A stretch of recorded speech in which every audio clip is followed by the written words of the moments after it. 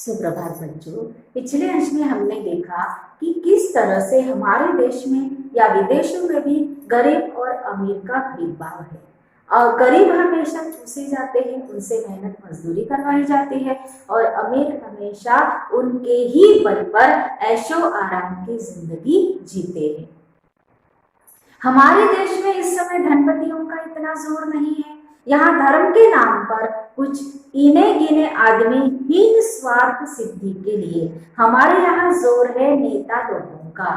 विदेशों में जैसे धनपतियों का, अमीर लोगों का जोर है, वैसे ही वही स्थिति हमारे यहाँ है अमीर लोगों की। अमीर जो हमारे यहाँ है नेता लोगों की। तो नेता लोग अपने कुटिल स्वार्थ के लिए, अपने कुटिल वृत्ति के लिए वे ऐसे लोगों का फायदा उठाते हैं। करोड़ों आदमियों की शक्तियों का जो दुरुपयोग है वो किया करते हैं अपने स्वार्थ, अपने लालच को पूरा करने के लिए। गरीबों का धनाढ्यों द्वारा चूसा जाना, धनाढ्यों द्वारा उनसे मेहनत मजदूरी जानवरों की तरह काम करवाना इतना बुरा नहीं लगता है बच्चों, जितना कि यहाँ पर धन की मार है, यहाँ है बुद्धि पर मार। विदेशों में केवल धन की मार है, गरीबों से बेजार काम करवाए जाते हैं जानवरों की तरह, पशुओं की तरह।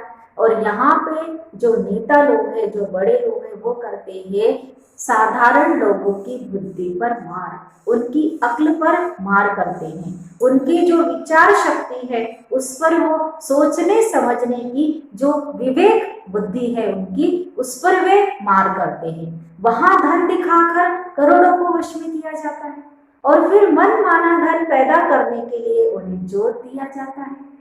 वहां पर धन दिखाकर लालच दिया जाता है और करोड़ों लोगों को वे लोग अपने वश में करते हैं। और यहाँ क्या स्थिति है कि यहाँ पर बुद्धि पर पर्दा डालकर पहले ईश्वर और आत्मा का स्थान अपने लिए बना लेना और फिर धर्म, ईमान, ईश्वर और आत्मा के नाम पर अपनी स्वार्थ सिद्धि के लिए उनको लड़ाना और भिड़ाना।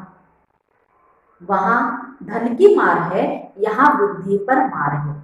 बुद्धि पर मार का अर्थ क्या है? जैसे उनकी सोचने समझने की जो शक्ति है उसको वो पूरी तरह से अपने काबू में कर लेते हैं। कैसे?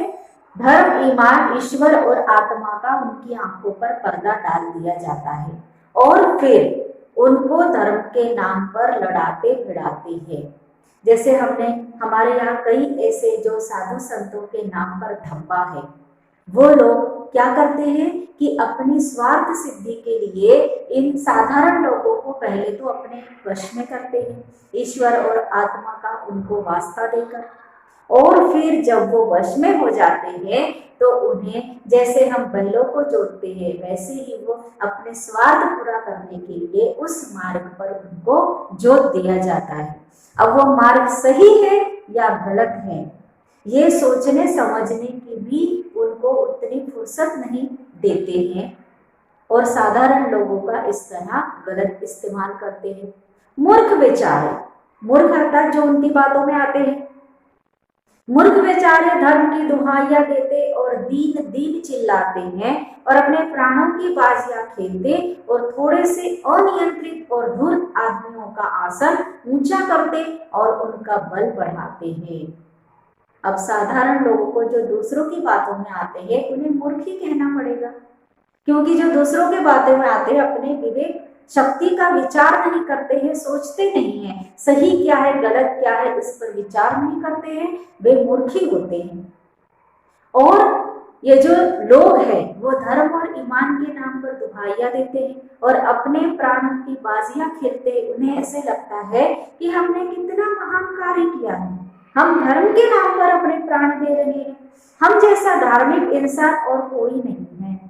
और ऐसे लोग थोड़े से अनियंत्रित और धूर्त आदमियों का आसन ऊंचा करते हैं, उन्हें आसमान की बुलंदियों पर बिठाते हैं और फिर उनका बल बढ़ाते हैं और धर्म और ईमान के नाम पर किए जाने वाले इस भीषण व्यापार को रोकने के लिए साहस और दृढ़ता के साथ उद्योग होना ही चाहिए।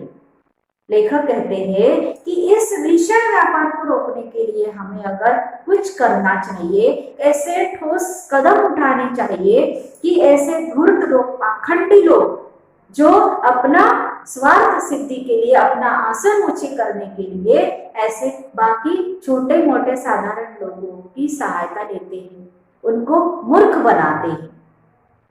और जब तक ऐसा नहीं होगा तब तक भारतवर्ष में नित्य प्रति बढ़ने वाले ये जो झगड़े हैं वो कभी भी कम नहीं हो सकते।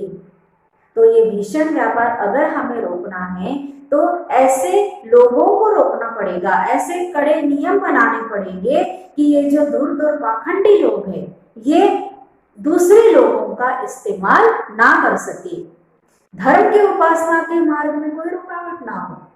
जिसका जो धर्म है वो अपने धर्म का अवलंबन करे, अपनी जो रीति है, अपनी जो परंपरा है उनका अवलंबन करे, इसमें कोई रुकावट नहीं होनी चाहिए। जिसका मन जिस प्रकार चाहे उसी प्रकार अपने धर्म की भावना अपने मन में रखे।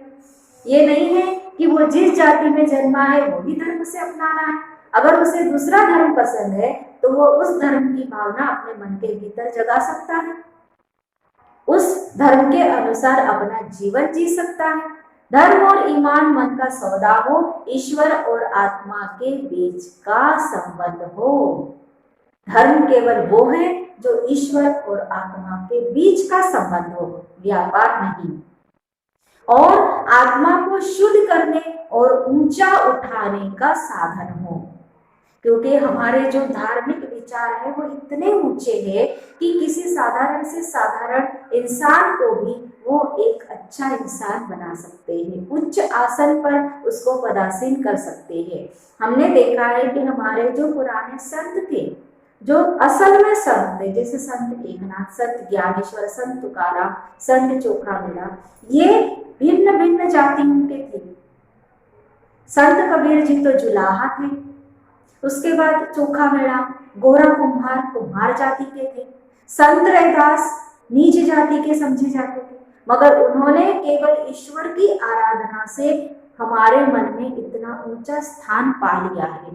तो धर्म वही है, सही मायने में धर्म वही है जो इंसान को ऊंचाई की तरफ लेकर जाए, नीचे गिराए ना। तो हमें ऐसे ही धर्म का पालन करना चाहिए।